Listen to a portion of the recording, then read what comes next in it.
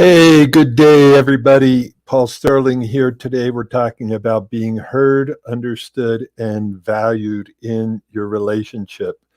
And we're talking about what it's like, what it takes to make that happen, and what is the cost of not having that happen. So, what I'd love to do is have you check in because out there in Facebook land, what what would meet a precious need of mine is to interact. It's kind of odd for me to have a one-way conversation. So the way that you can communicate back with me is through the comments. So text where you're calling in from. If you have thoughts, comments, if there's a big aha during this, let me know. I would love that. And I get to see most of your comments, a few of them. For some reason, Facebook doesn't show me until it's after it's over, but I'll check every one of them. And if there's a question I don't answer here, I'll try to get back to you one-on-one. So welcome, Paul Sterling here. And I am a relationship and intimacy coach. And today is about being heard, understood, and valued in your relationship. So have you ever wondered why the people you love the most can be the most difficult to talk to? And I know I have. I went through one divorce, four broken engagements, and one of the common denominators, aside from it being me, was communication issues and trying to figure out what went wrong. And if you've had communication issues, just say "me too" on there, or I don't know if we want to add "me too," but "you bet" or something like that. So if you've had communication issues, just go yes. And what we want is we want it to feel like this with the person we love. We want it to feel like this. We want to have this kind of joy. You know, when we're communicating with our partner, we want it to be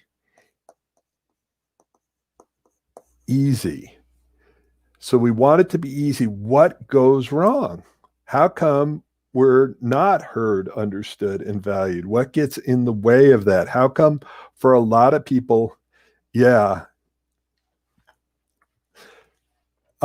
Joshua, I see you there. You bet. Yep. And how come it ends up feeling more like this, more like an arm wrestling match where it becomes this thing of trying to convince? So we're either talking with our partner, or when we're trying to understand them and be understood, or we're trying to talk at them. And have you ever been talked at, and where are you? I don't even know how to say your name. Now, I'm dyslexic, so I'm bouncing back and forth between what I'm going to talk about and who I'm talking to. Leifer. I don't know how to say your name right. Erickson. And where are you coming from? I'd love to know that. And I'd love to know if I even got your name close to being right. So there we go.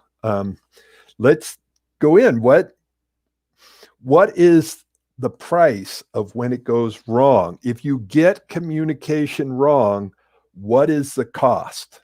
So it starts with this first part where people don't feel heard, understood, and valued. And if you're not communicating in the right way, and I'm careful, I almost hate to use the right way, but if we're not communicating in effective ways, the harder we try to communicate, the worse it gets. We end up tripping each other's triggers. And when we trip each other's triggers, it ends up in this downward spiral. And it feels like the relationship is constant conflicts, and it erodes trust and intimacy, and our needs stop getting met. And when our needs don't get met and our needs don't seem to matter to our partner, then we don't matter to our partner. And it erodes trust and intimacy, and you can kiss sex and sexuality goodbye. And it takes days or weeks to recover. And I used to think, and by the way, I just want to tell everybody, this is my grand admission up front. Man, I did not start out to be a good communicator. My brother was the ladies' man. The women wanted him.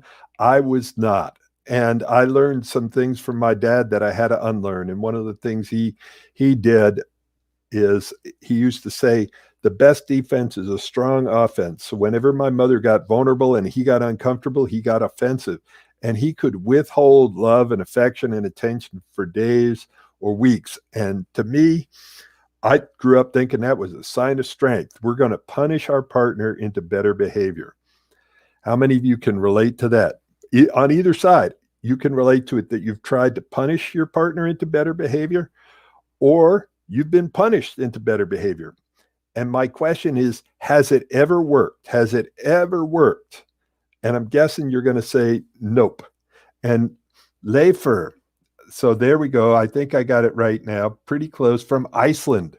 Well, welcome from Iceland. I've got to teach all around the world. I've taught in Russia and China and Hong Kong and Croatia and Bali, South America, Mexico, Belize, but I have not taught in Iceland yet. So it's really an honor to have you on the call. All right. So can you relate to this? Does this make sense? I'm going to go back through it. If we get it wrong, our partners don't feel heard, understood, and valued, or we don't feel heard, understood, and valued. The harder we try, the worse it gets. We end up tripping each other's triggers, constant conflict. It erodes trust, and it ends up taking weeks to recover. Now, what happens if we get it right? By the way, long term, what happens? For me, it was one divorce, 4 broken engagements. And I decided at some point either to become a monk or a master. And so I studied this, and I studied with people like Tony Robbins and Marshall Rosenberg, the creator of nonviolent communication. I ended up writing a best-selling book about nonviolent communication. And if people want, if you let me know, if you type in, I want the book, I will tell you at the end of this how to get my book for free. Now, if you go to Amazon, it's $19.97 plus shipping. You get a hard copy of it. If you stick it out to the end and you remind me at the end, I will tell you how to get a free copy. It's a PDF electronic download, but it's really great. And I just gave it to a friend of mine who I'm in California, he runs this 4,000 acre vineyard. He gave it to his wife, and she read it all in like 2 days. And they've been married almost 50 years. And she said it was amazing. So, yeah. All right. So here we go. Here's a comment. Love Marshall. Yeah, there we go. Marshall Rosenberg. I can think of my life. There's mentors. I can think of my life before and after Tony Robbins, because I was on Tony Robbins' staff, and then he ended up being my boss. And then later he hired me to come in and teach his inner circle about quality, productivity, and leadership, and about systems. So that was an honor to have Tony introducing me after I'd introduced him for so many years. Okay, for a while, not so many years, but it was an amazing event. All right. If you get it wrong, you can lose a relationship. You can lose the love of your life. If you get it right, you both end up feeling heard, understood, and valued. You can meet triggers with courage, compassion, and curiosity. You can feel confident and know how to repair upsets, because if you're in a relationship, you're going to have upsets. You're going to have times when things don't go right. I am a whitewater kayaker, and when I kayak, if you kayak the rivers, let me switch here just for a second. So there's 5 main levels of rivers. Level 1, flat lakes. Level 2, there's a current. Level 3, there's currents, rocks, obstacles. You need to start learning how to maneuver. They're getting more and more dangerous. Level 4, like, there we go. Get the fingers to work. It looks like Boy Scouts. Level 4, there's serious obstacles, and if you don't know what you're doing, you're going to get hurt, and you are going to get rolled over, and you're going to get flipped. And level 5 is terrifying and dangerous, and you better know how to roll and rescue yourself. What's that got to do with relationships and communication? Well, a lot of people want to have level 1 communication, which is flat, like no upsets, no misunderstandings. They want it to be perfect. Now, that is a nice dead relationship.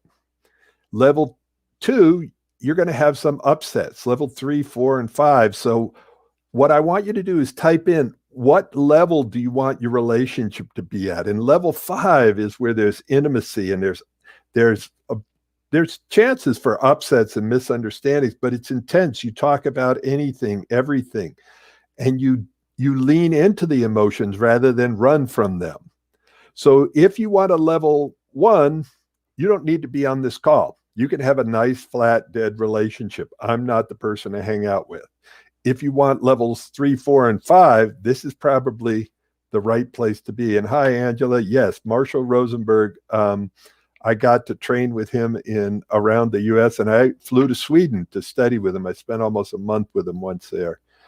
And he inspired me to write my book, which normally I have a copy of it right here, but Argue Less, Love More. So what level do you want your relationship to be at? If you want a level 5 relationship, you need level 5 skills. And that is advanced communication skills. So we're going to get into that a bit today. So Angela wants level 3, 4, and 5 levels. Yes, good for you. I do too. And some days, by the way, just so that you know, level 5, it was always terrifying to me. I never considered myself a level 5 boater. I just did level 5 occasionally. I've gone over 24-foot dams and 18-foot waterfalls and through all sorts of interesting rapids. And boy, what you need to learn more than anything is you need to have your roll. The roll is when you get flipped upside down to be able to roll back up again under pressure. And what people say, if you want a level 3, 4, 5, I'm going to go to a Marshall Rosenberg quote that really touched me, but most people haven't heard. And he said, the normal outcome of most communication is misunderstanding. So I'm going to tell you one quick kayaking story and then dive in and give you the tools. I was kayaking north of Fort Collins on the Poudre River, and there was one Disney Falls, and it's like the river comes together in this surge, and then it goes up against this rock, and then it splashes over the rock and goes down over this waterfall. And you got to have your shit together, to put it bluntly. And I was terrified, and I went through it, and I went through the chute and got flipped upside down and turned around. So now I'm headed for the rock, and then over the waterfalls, upside down and backwards.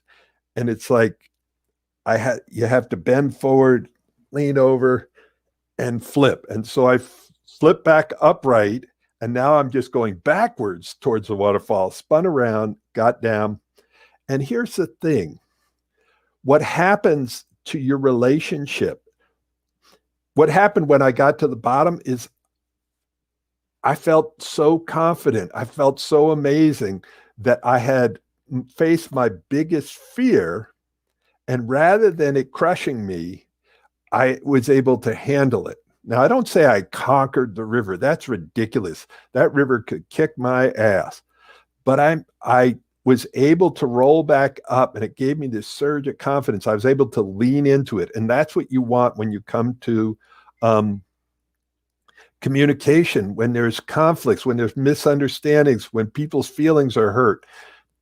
Can you lean in, or do you run away? That is the question. So if you can lean in, you can create all sorts of intimacy. If you run away, what happens is it erodes trust. So what you want to be able to do is have your communication build trust and intimacy, and you can rebound in minutes rather than days. So if that's what you want, just type in, I'm in. I'm in. So this is 2 seconds of my history. That is my dad. He was a mix of he had a huge heart and was a big asshole. So if you can relate to that, let me know. Especially when he got drunk. He was Irish, alcoholic, recovering Catholic. He loved my mom. That's Diana. That's Bob. He's no longer with us. And there were a lot of things that I learned from my dad that I love him for. I have confidence. I left home at age 17, became a commercial fisherman in Alaska. I took on stuff in my life. That I did all of that. My dad was right there for that. But when it came to emotions, when it came to relationships, when it came to being vulnerable, he sucked at that. And so did I. It took a while to learn how to do that. Now, that is me when I had hair. See, I had more hair then. That's me and my older brother when we got along. I left home at 17 because it was so miserable with my dad and my older brother, and that's my older brother. And this is my ex-wife. We're still friends. That's me when I had hair. Anyway, that's a little bit of my history. And I went through becoming a commercial fisherman and then a consultant, and then I traveled around the world. And one thing that was common to all of it is I found out that I was a great problem solver. On boats, I solved problems. I increased efficiency. I improved systems. And then when I went into business consulting and I studied with another Marshall, a Marshall Thurber, he's the guy who taught Robert Kiyosaki about money and you and business. Robert Kiyosaki is the guy who wrote Rich Dad, Poor Dad. Anyway, what happened when I got into understanding relationships and coaching relationships, I look at it as solving problems and looking at the systems. And what I'm looking at today is a system of communication. So why is communication so damn hard?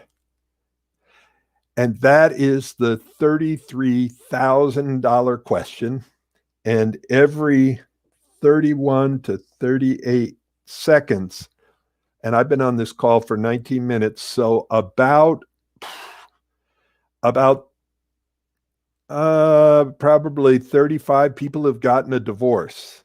Now, that's an average, but 38 people getting a divorce because most of the time, communication problem. So we're going to dive into that and look at what is it that we want.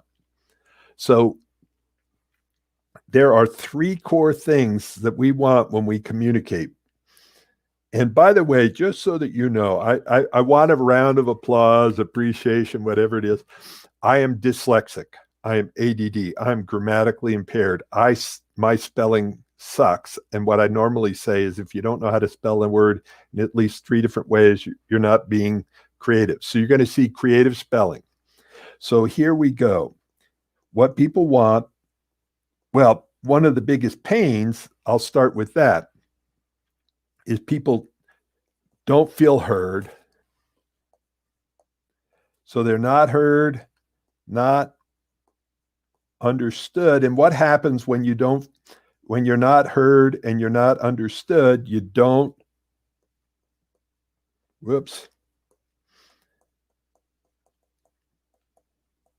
feel,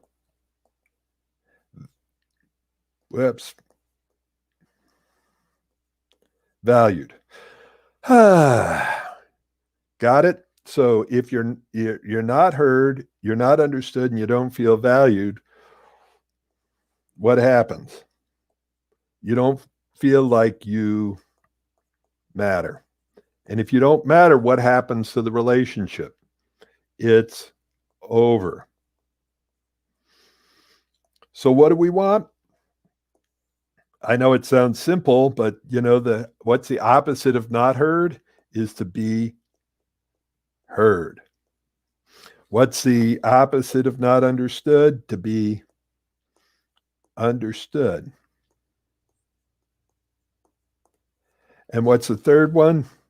If you don't feel valued, what's it take to go to feeling valued? Does that make sense? Just, you can put a yes, makes sense, whatever it is. I love the interaction, by the way. It's really helpful to me because I feel like I'm talking to another human being rather than the screen. So here we go. We're trying to go from there over to there. So being heard, there's several things. Message sent, message received. So how do we communicate so that our partner actually hears us and understands us? And I'm going to call this the change the thing.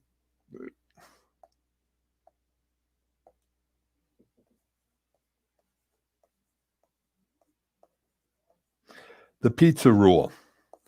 So if you want to be heard, understood, and valued, and you understand what I said a minute ago, which is the normal outcome of most communication is misunderstanding. What happens when you order a pizza over the phone and you call them up? What's the last thing that they do? They make sure that the message sent, is the message they received. And how do they do that? They feed it back. So, Angela, let me just feed this back to you. You ordered a pepperoni pizza. It's 18-inch. You live at 123 My Home Drive. Your phone number is this. Your credit card is this. Why do they feed it back? Because they know a lot of times the message that the other person heard, the message the other person received, is not the one I wanted to send. So in communication, if you want to be heard, one of the things you need to do is go, can you tell me what you heard me say? Oh, you heard this? I was trying to say that. So it's really important to feed it back. And it's tempting to use shorthand and go, I understand you. And that doesn't work.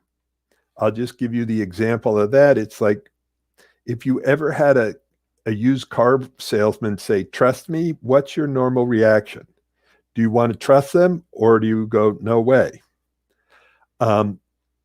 It's so rather than say, I understand you, I'll tell you, here's what I think I heard you say. Now, did I get it right? And if they don't get it right, this is critical. So you may have to listen to this. I'm trying to give you a lot. You may have to listen to this a couple of times to get it all. But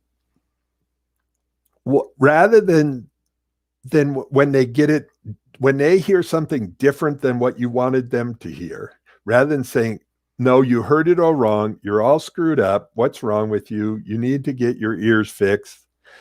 And you blame them. That's one way. But what's going to happen when you do that? You're going to get resistance, resentment, regret. Another way of doing it, go, wow. So I thought I told you I love you. You heard that you suck. Let me try again because I'm more committed to what you heard than I am worried about what I said and how I said it. If you get that, that is simple, not easy.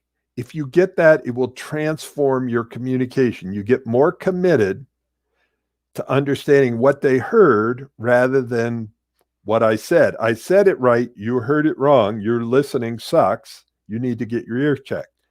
Does that create connection and openness? Do you want to lean in or do you want to lean out? So my question here is, when you're communicating, do you want people to lean in or lean out? So you could just say in or out, or lean in, lean out, whichever one you want.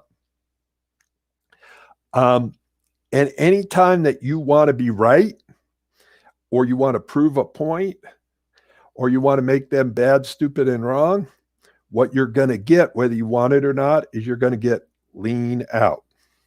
So what I'm giving you now is tips on being heard. The next thing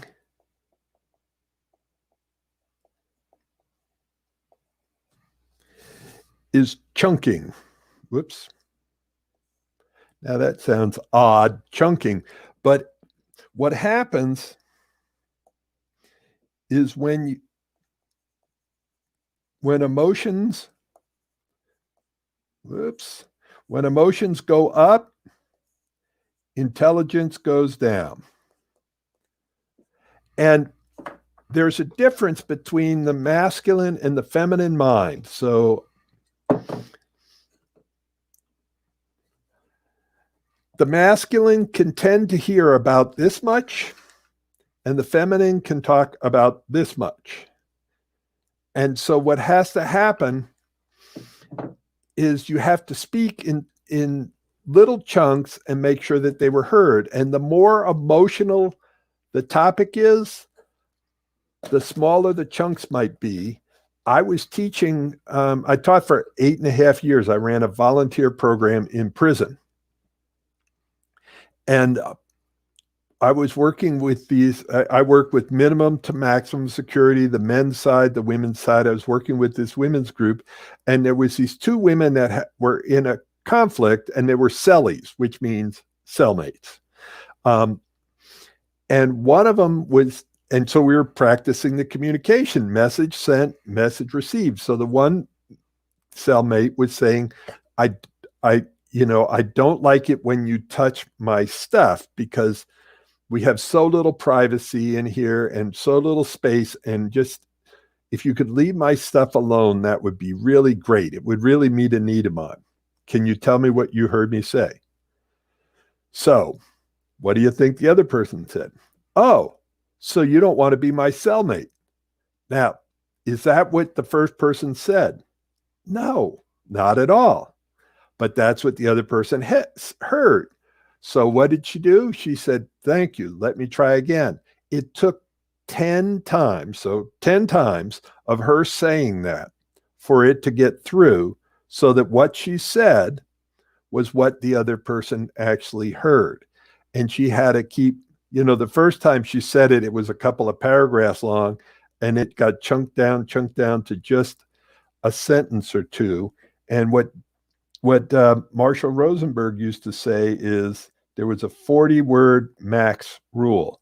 If it's an important topic, just go 40 words. And the other thing that's critical here is, how are you listening? And I want to bring up another page to just show you this. And by the way, I just would love to know, is this making sense so far? Am I on topic? Am I clear? All right. So how are you listening? And I'm going to go, well, actually, let's start with how are you speaking? We're going to list how are you listening here in a second, but are you speaking from your head, your heart, or your hurt? So when you're speaking from your head, you're talking about, it's using logic, you're thinking, it's talking about facts, fault, who's right, who's wrong. Knowledge is the key. You're trying to solve problems. All right. Now, I'd love to hear how many languages people speak. If you could just put in 1 language, 2 languages, 3 languages, it's because what I want to do is I want to talk to you about the language of love. You're learning a new language, and the language of love is the language of,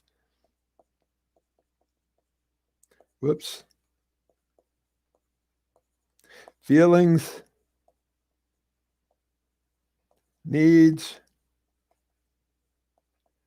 requests. And then if you went the full NVC, you could put observations in the beginning there. But the language of the head is the language of logic. The language of the heart is the language of love. And it's about connecting and feelings. And forget the facts. How do you feel? Here's the thing. In the language of the heart, vulnerability is key. In the language of the head, vulnerability is weakness. And when we get down to the language of hurt, that's our reptile brain. So what I'd love you to do is follow along for a second. And I can see you out there. I see you. Put your hand on your head. So the language of your head is logic, reason, thinking. Knowledge is key. The language of the heart, put your hand on your heart, is feelings, needs, love, connection, intimacy. Vulnerability is key. Then the back of the brain, which is your reptile brain, which is your reactive brain, that is the language of safety and protection. I'm trying to figure out who's the enemy, who's the ally. And this is what happens in relationships. When we trip over there, it's really easy to see black and white, right and wrong. Who is the enemy? Where is the danger? And very often you end up, if you're in an upset, your partner gets really triggered, you end up looking like the enemy, or they end up looking like the enemy. And when you're in your reptile brain, vulnerability is the enemy. So you can be speaking from your head, your heart, or your hurt, or you can be listening from your head, your heart, or your hurt. When you're listening from your head, you're trying to figure out, what are the facts? I don't care about your feelings. What are the facts? Who did what? And when you're listening from your feelings, you don't give a damn who did what. It's how do you feel? Is this making sense? Is this resonating with you? If you're getting an aha, I would love to hear your aha. Because what happens, why I asked you how many languages you speak, is if you're speaking head ease and somebody's speaking heart ease, it's like you're speaking two different language. Or you're speaking the language of the victim and who hurt me, where the danger is. And I'm going to tell you how to get somebody from their hurt back into their heart. And actually, I might as well do that right now. And then I'm going to bounce back to our triangle. So everybody take a deep breath in.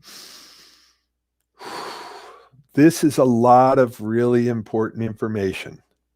What I'd love to do is at the end of this, if you want to take on, I've created this 21-day challenge. It's 21 days to better communication. Yes, by the way, I don't know who it is, but I just put this up there.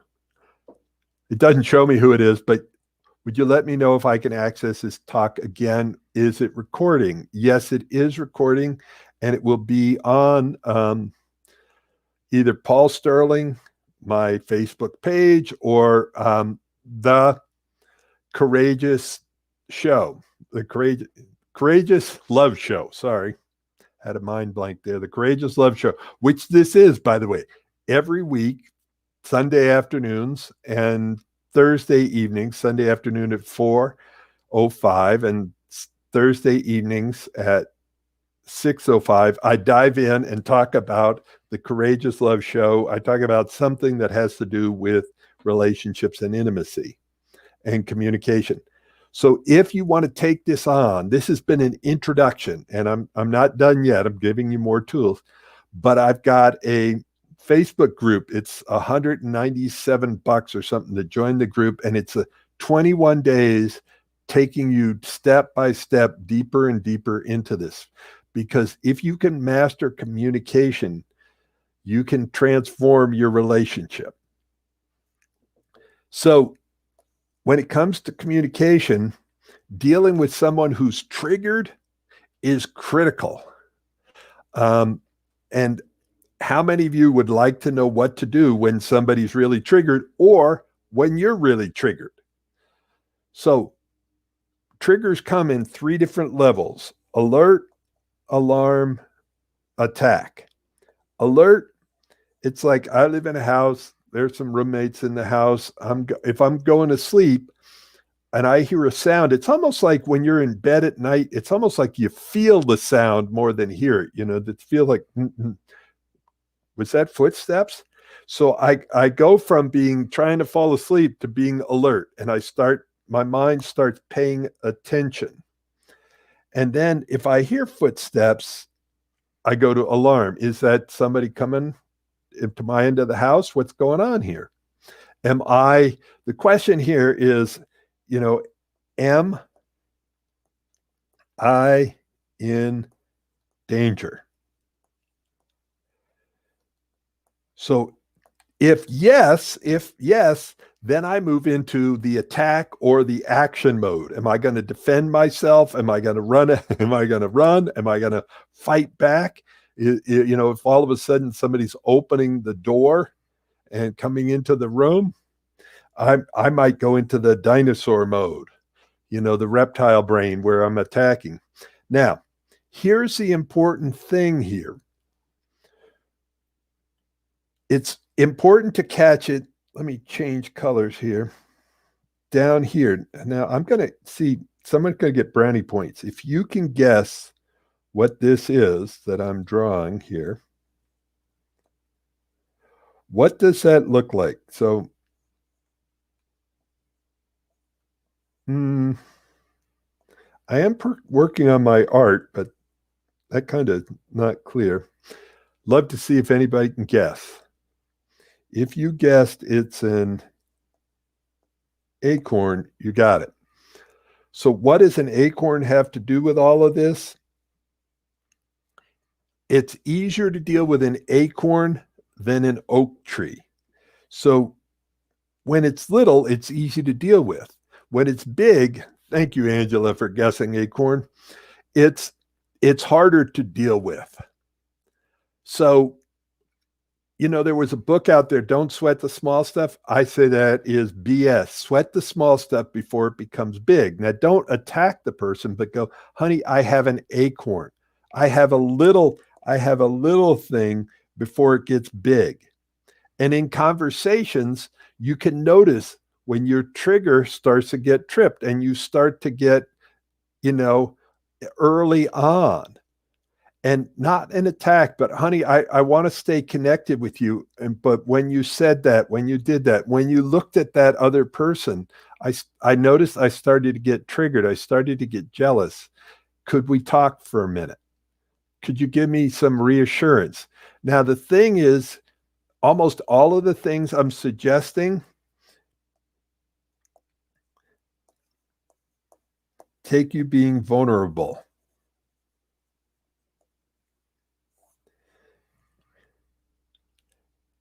And my question is, what would it be like to be in a relationship where communication got caught here rather than it waiting for it to become this up here, this dinosaur? Now that I was good at that.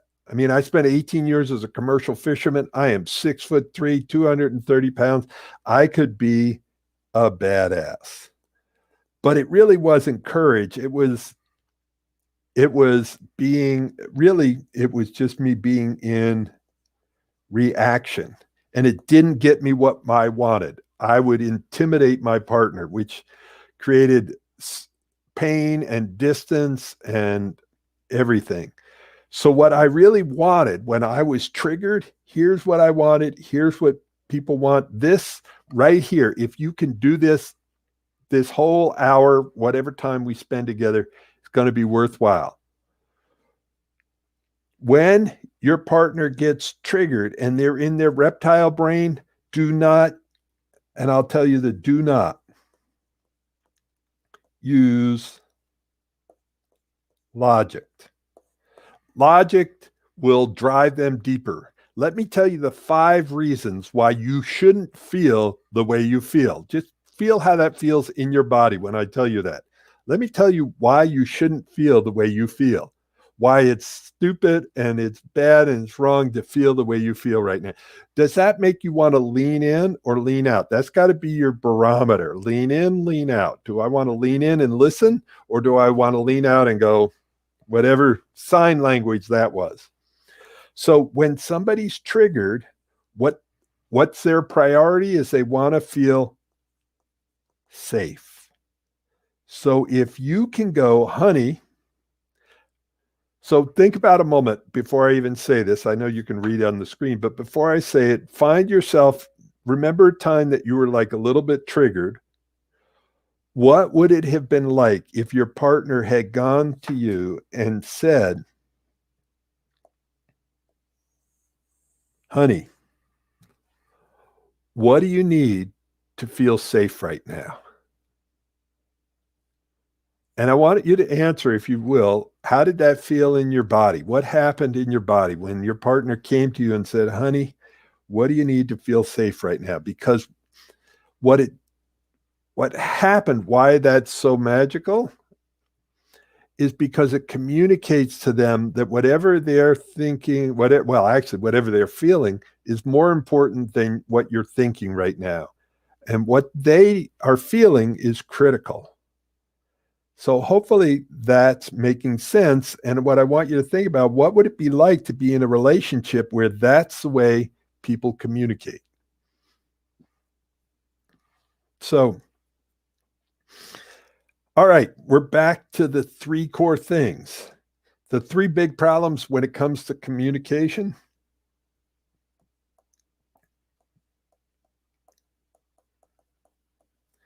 Not feeling heard, not feeling understood. So we went through what it takes to be heard. Make sure that the message sent is message received. Use the pizza rule, chunk it down, because the bigger the emotions, the smaller the intellect, or the more powerful the emotions are. As our emotions go up, our intellect goes down. How is that? Nailed it. 40 words max. Speak the same language. If they're speaking from their head, try to speak in head. If they're speaking from their heart, speak from the heart. If they're in their hurt, try to connect to that and see what it takes for them to feel safe. Now, the second part is understood. So on understood, what are you wanting to understand? When they're communicating, the language of nonviolent communication, or the language of love, is the language of feelings. Whoops, that's the wrong symbol.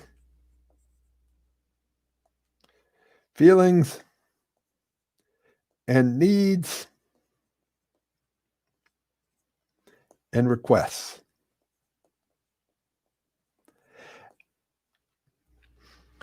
And a lot of times, just so you know, almost every complaint, every criticism, every attack is just a poorly framed request. It's like anytime that I'm making a complaint, underneath it, there's a beautiful need that's not being met and a beautiful request that I'm trying to make, but I don't know how to make it. So what we're trying to understand here is, what are they feeling? What are they needing? And then feeding it back. So if I come home late and my partner had created a dinner and now it's cold and she's all upset, and I walk in the door and it's like, I get this attack. How come you didn't call? Why, don't you respect me? All this other stuff. I could attack back. I got a flat tire. What's wrong with you? How come you don't let me breathe? Or I could try to translate. For me to understand, one of the key things I need to do is I need to translate anything that I feel like is an attack or a judgment into the underlying feelings and needs. So even though she might be attacking or judgmental about or saying that I don't care about her or what I shouldn't or should and shouldn't have done, help me translate. What do you think she's feeling and what do you think she's needing right now? And if you're guessing, she's probably feeling hurt, disappointed, frustrated. She wanted to contribute to me. She wanted to make a meal. She wanted to connect and have dinner together. And if I can see those beautiful feelings and needs, what happens to the connection? It becomes more intimate. So here we go. I want everybody to put your hands together like this. So, and I can see you out there, no cheating. Put your hands together like this. And when I say go, press really hard with your right hand. Get ready, get set, go. Press. No, press harder, press harder, press harder. Okay, stop. Where are your hands? So just type in where your hands were. If they're right in front of you, if they went way over to the left, which one was it? Or a little over to the left? Most people, your hands stayed right in front of you. Why? Because when you pressed with your right, what did your left hand do? Pressed back. What's that got to do with communication? Well, almost everything. When we press and we make somebody bad, stupid, and wrong, what happens? They press back. Do we get heard, understood, and valued? No. So we want to listen and we want to understand. We want to understand what they're feeling and needing. We also want to understand their story. Now, if we want to enter their world, what makes up their world? One of the things is the stories they tell themselves and believe. So if my partner had, and I don't have a partner right now, so I'm just making this up, but if my partner had said that about the, yeah, that's kind of interesting, a relationship coach that's single. Yeah, life is interesting. Okay, so if she had said that about me getting home late and not respecting her and all that, I want to lean in and hear her story. Now, if she said, you didn't call me, that means you don't respect me. That's her what? Story. Now, what can I do? Well, one of the things I can do is I can go right to my head and try to convince her that she's wrong.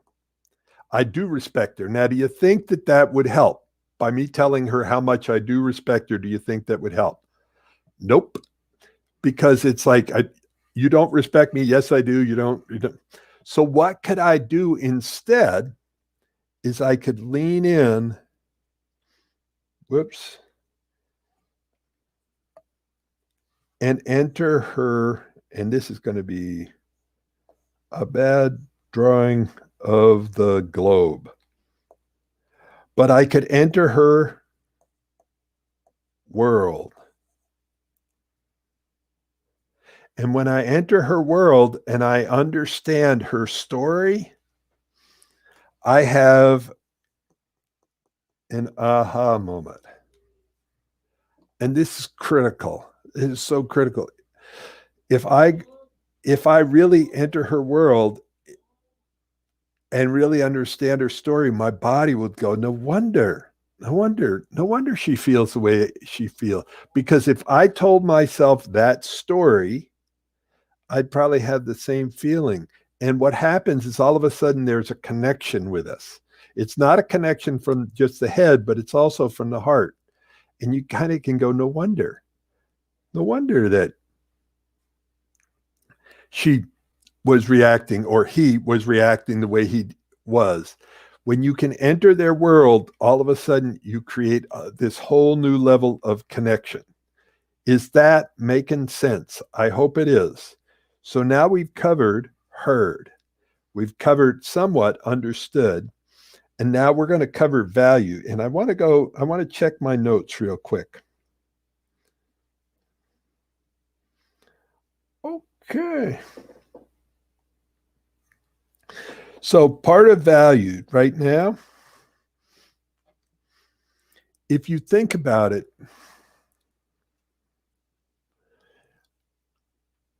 if someone doesn't feel heard and doesn't feel understood, how valued do they feel? Like on a scale of 1 to 10, how valued do you feel when somebody doesn't hear you, doesn't understand you, but then says, "Oh, I value you"? Does that work? On a scale of 1 to 10, how valued do you feel? And um, one person that I talked to, she said that she would get in these upsets with her partner at the time, the father of her child, and they would have an argument about money, and she didn't feel heard. She didn't feel understood, and they'd go to bed that night, and then he'd want sex, and she's like, "No, no. If I don't feel heard and understood and valued, I'm not going to be vulnerable." Because especially for women, it's for men too, but sex is one of the most vulnerable acts. That act of intimacy is super vulnerable. And if somebody doesn't feel heard and understood and valued, they're not going to be vulnerable. So did you enter their world? Were you able to do that? So can you feed it back? Do you understand it? This is, do you value me? Do you value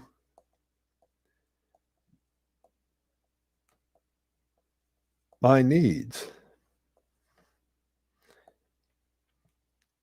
And do you value the relationship? This, I've got a lot of writing out there. Hopefully, this is all making sense because I took it a piece at a time.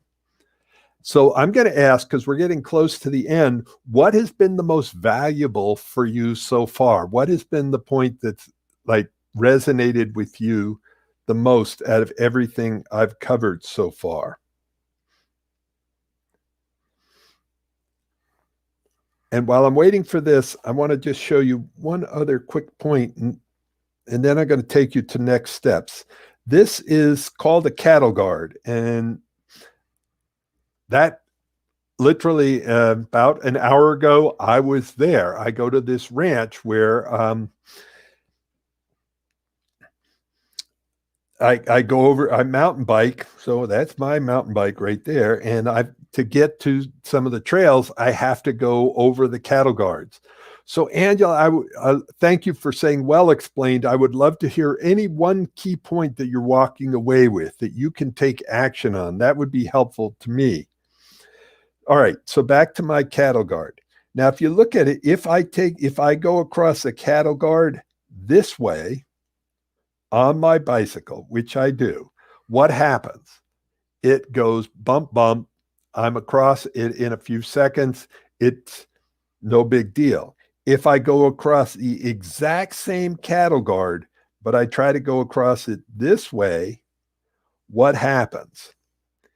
It's it's not almost impossible. It is impossible, at least for me. I'll end up in these slots right here, and it will wreck my bike, and I'll probably end up on my face. So what's that got to do with communication again? If we have the right tools and we go across an upset this way, there'll be a few bumps, but we can get across it. If we go across the upset this way, we end up stuck in it. So that's a critical thing.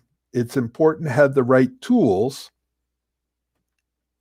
And by the way, hopefully at some point you can come back and take a picture of it. These are the 7 essential tools. Today, we only talked about this one right here. How do you go from this side where communication's combative, people collapse, there's bad, stupid, wrong, shame, blame, guilt, and no one is heard, understood, and valued, over to here, courageous, compassionate, you're curious, it's connecting, and both of you feel heard, understood, and valued.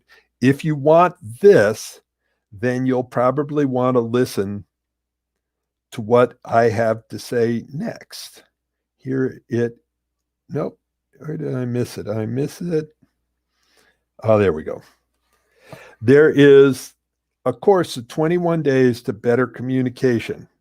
And it's at arguelesslovemore.net/better.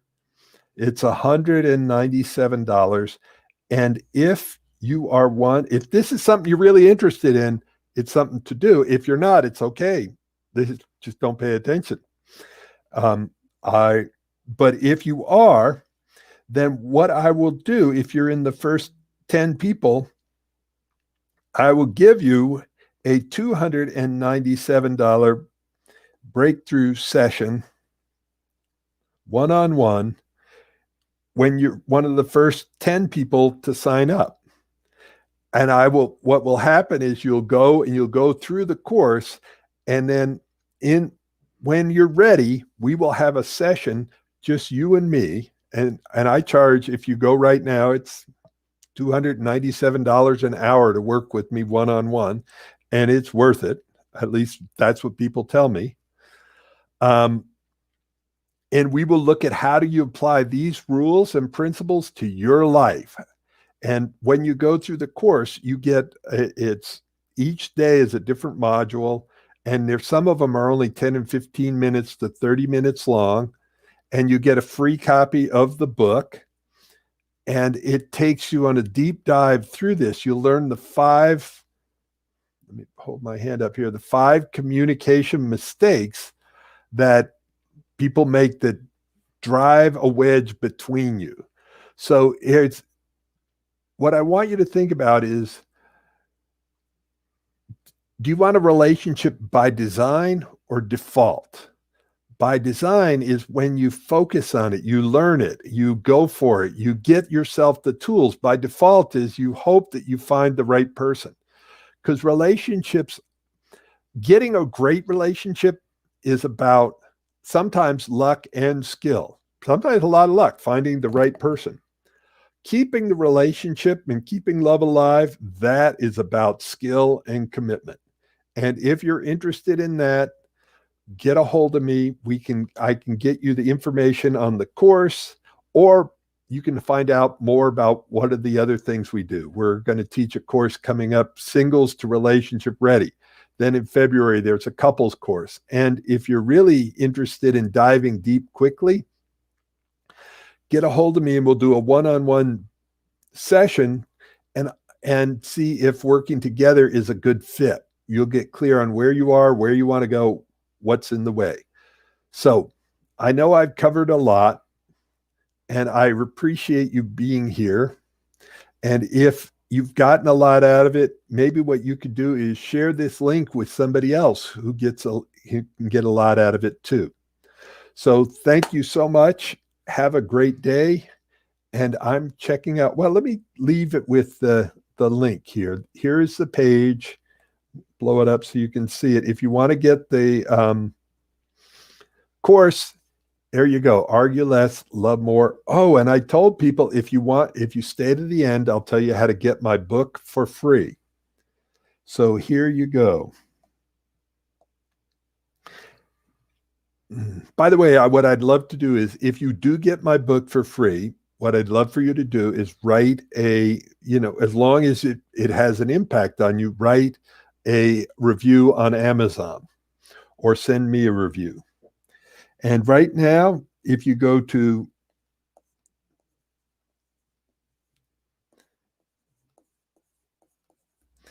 arguelesslovemore.net, /free book. arguelesslovemore.net /free book. So I'm definitely so overcommitted now, currently taking on a 21-day course. Well, you know what? You can take it on later too. It's like a half an hour to an hour a day of focus, and I get it. I've never been more busy in my life than this whole thing COVID started, because people's relationships are having major challenges here. They talk about dog years. 1 year equals 7 dog years. Well, 1 month in COVID equals normally 7 relationship years. People are spending more time together in a single month than they normally spend together in 7 years. So thank you so much. Have a great night. I hope to see you again.